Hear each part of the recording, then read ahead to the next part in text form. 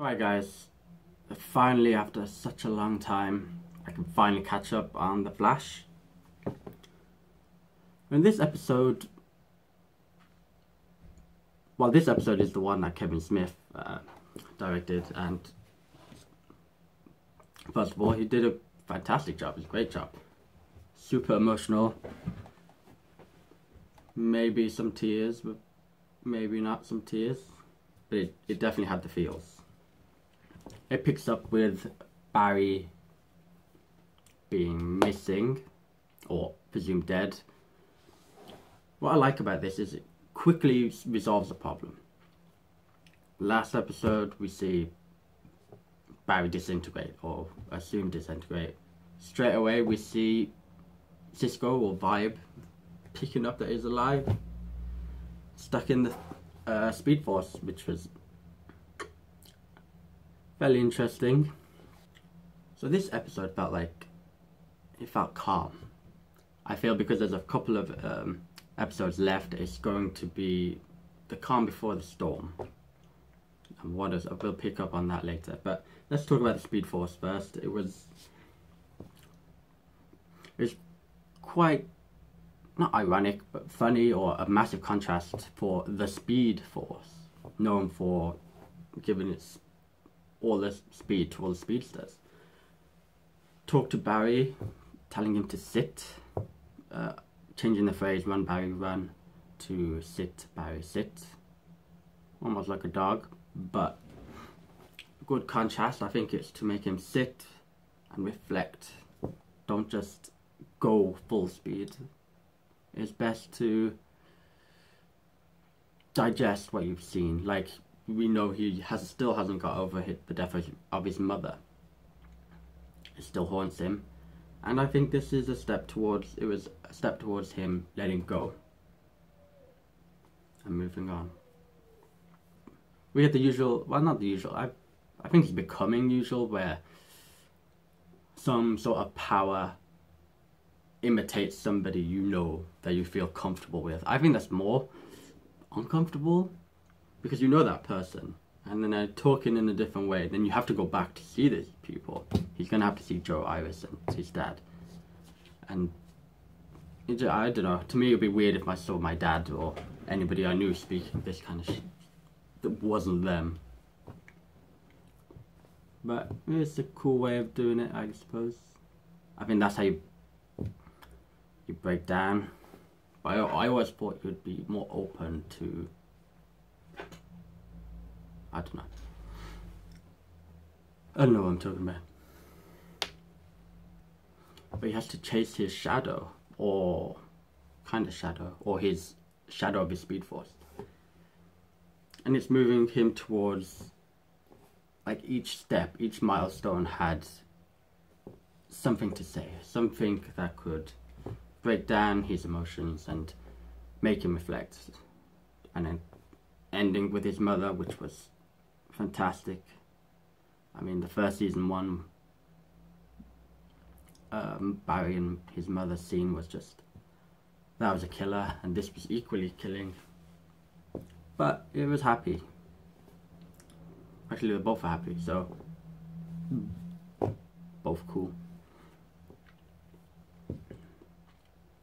We pick up also with Jesse and Wally.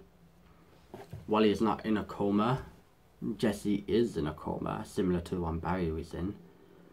I like how Joe tried to force or see if he had any powers. It'd be suspicious for him not to. They were both running, they both didn't have anything special on them.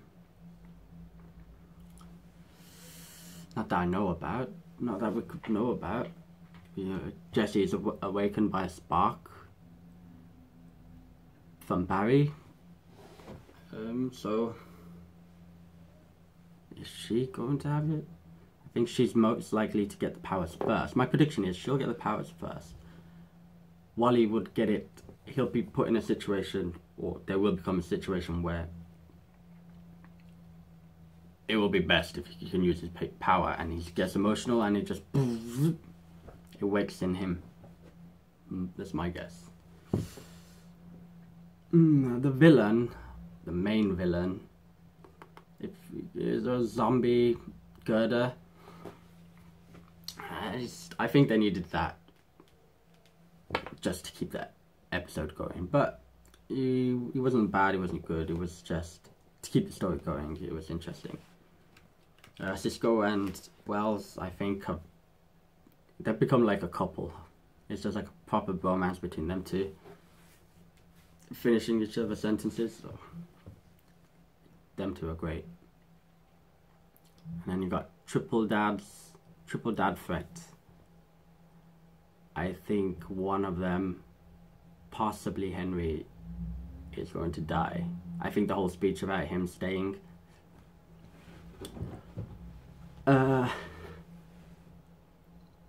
is not gonna. I think that's like a red flag. It was a red flag to, hey, I'm here, emotional impact, I'm staying, or even the harder when he falls. Kung Fu together, it reminds me of in Kung Fu Panda, the double dad attack. I think this is a triple dad attack, or there will come a time when it's triple dad attack. And I think they'll need it.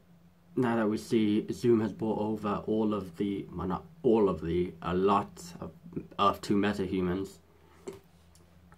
That's gonna be tough. They need a team. I think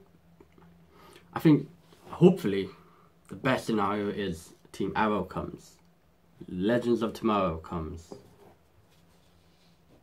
Supergirl somehow comes, even though she's been commissioned to CW. Hopefully she'll come, or Barry gets there, and Martian Manhunter in that case. No, forget that.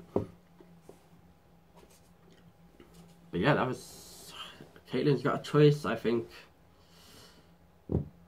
I wouldn't, if I was her, I wouldn't hesitate and leave.